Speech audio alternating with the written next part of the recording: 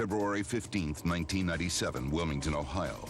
Trooper Harold Harker is on patrol when he spots a suspicious truck. Thinking the truck may be stolen, Harker pulls the vehicle over. Deputy Robert Gates is patrolling nearby when he hears the call.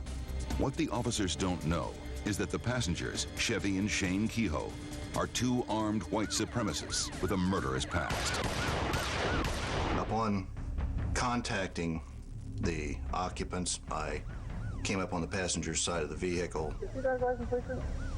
Do you have any ID with you at all? Okay. Step back here with me a second, sir. He indicated that he had a valid driver's license. Okay. The only way I can do that is to make some checks. I explained to him that I was going to check that. We'd get in my car, but in order to put him into my car, I would want to frisk him. They had dispatched me to a call out in the county. While I was on my way to that call, I saw Trooper Harold Harker, and I could tell he was having trouble with him. Now, we have two options. You can sit here in the car while I run the check, or I can arrest you for not having a driver's license, then I can search you, then I can put you in jail.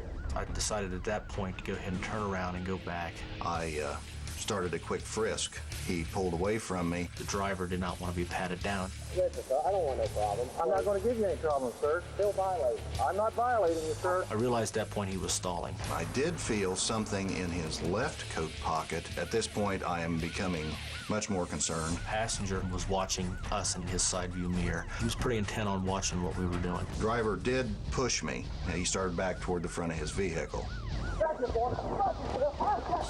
I grabbed around his shoulder blades at first and tried to pull him away from the door. This individual was not pulling away from me. He was actually pressing into me. His brother was going to draw us towards the vehicle, force one of us into the window, and then the passenger was supposed to shoot him in the back. I started to move to the back of the vehicle. Before I got there, you can see the passenger bend over for 5-6 seconds, and then he straightens back up, and then he kind of did a little bounce in the seat. And what he had done was he had bent over, put a vest on, a bulletproof vest. The passenger gets out.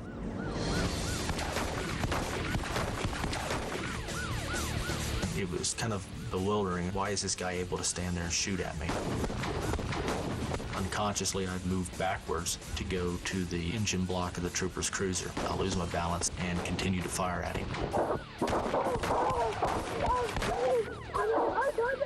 Rounds hitting the pavement up and around my head. Tire blow to my right, and I was wearing a bullet-resistant vest. It's not really protecting my vital organs, and I felt about any second now a round was going to come up and go right up underneath my vest, right up into my heart. I fired 2 rounds at the fleeing subject. Then I opened the driver's door and attempted to reach in and turn off the ignition of the truck, and he got the vehicle into gear and started to pull away. Something in the door mechanism hooked my equipment belt, and I was actually dragged about 3 steps down the street. I was able to disengage that, squared up behind the vehicle. I took 1 shot at the right rear tire, and I had a weapon malfunction. And that's when I took off and ran as fast as I could toward the passenger. At this point, he had a head start, and he pretty much left me in his dust. We get back to the scene. The sergeant asked me, all right, what had happened when we heard the second shooting?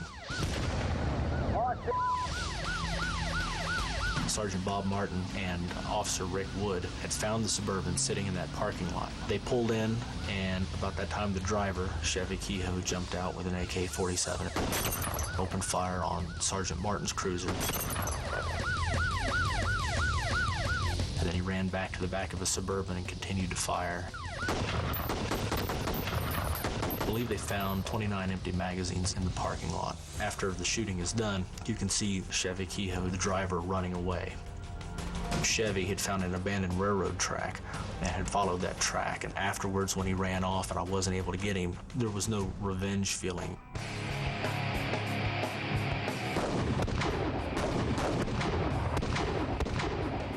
All I can say is the Deputy Gates performed exceptionally well. Frankly, if he had not stopped and performed exactly the way he's been trained to do, I probably wouldn't be sitting here talking to you today.